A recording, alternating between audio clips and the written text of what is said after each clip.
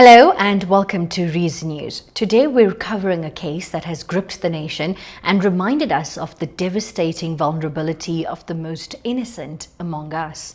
We are talking about the conviction of Lee Hughes for the murder and rape of 4-year-old Nada-Jane Chalita. It was shattered in an instant.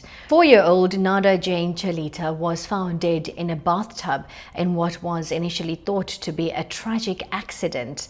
But the horrifying truth soon emerged. The person responsible was not a stranger, but someone who was meant to care for her. Her father's ex-partner and her former preschool teacher, Lee Hughes. This case has been a long and painful journey for Nada-Jane's family, especially her father, Elie Chalita.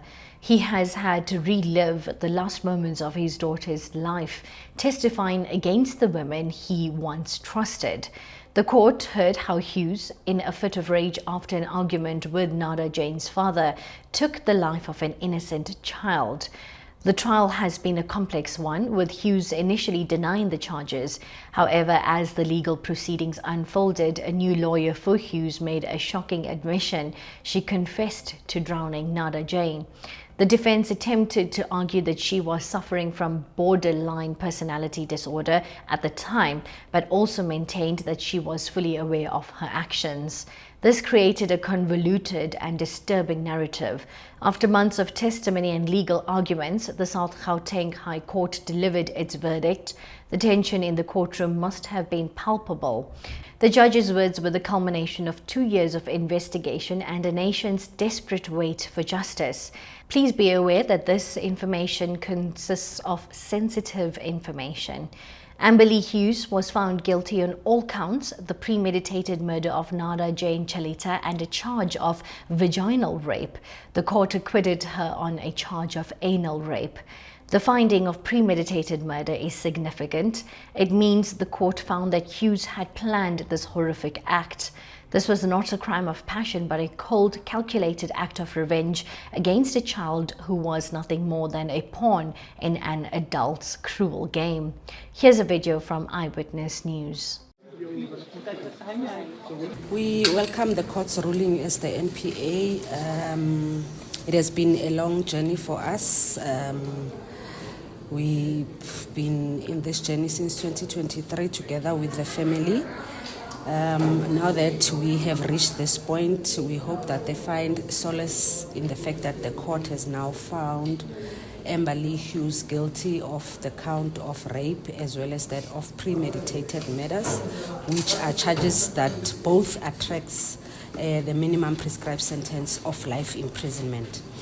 So we hope that the father will also find closure now that we've reached the stage, and going forward as the NPA, we will be arguing for a sentence that will send a message that this type of behavior cannot be tolerated. I'm not the real victim in here. As much as I am the victim in here, I'm not the real victim in here. The real and initial victim in here is my child that was a human with a name and a character on her own, and she was tortured to death and she was raped. What does this moment mean for you and your family? One step on a step ladder after I fell from the top of it. I was on the top of the step ladder. I fell all the way from top to the down on my head. I lost my child. I lost my entire life. And today I'm taking the first step on that same step ladder again, just looking forward. From today, I can say, I can think of looking forward. Nada-Jane's father, Elie Chalita, spoke to the media after the verdict. He expressed a sense of relief, but a hollow one. The conviction provides accountability, but as he said, nothing can bring back his daughter. His pain is immeasurable, and his words are a stark reminder of the permanent damage that has been done. The defense's argument of borderline personality disorder opens up a larger conversation about mental health and crime. However, the court's finding of premeditation suggests that this was not a spontaneous act born from a mental health crisis, but something far more sinister. While a mental health diagnosis may provide some context, it does not excuse the actions. Premeditation, in legal terms, requires the formation of a deliberate intent to kill. The prosecution must have presented compelling evidence that Hughes planned this, that she had the time and presence of mind to consider her actions before carrying them out. This is a critical distinction that moves this case from a tragedy of mental health to a story of deliberate evil. With a guilty verdict delivered, the next phase of this horrific saga begins: sentencing. Amber Lee Hughes is set to return to court in October for sentencing arguments. This is where the prosecution will argue for the harshest possible sentence, likely life imprisonment, to reflect the gravity of the crimes committed.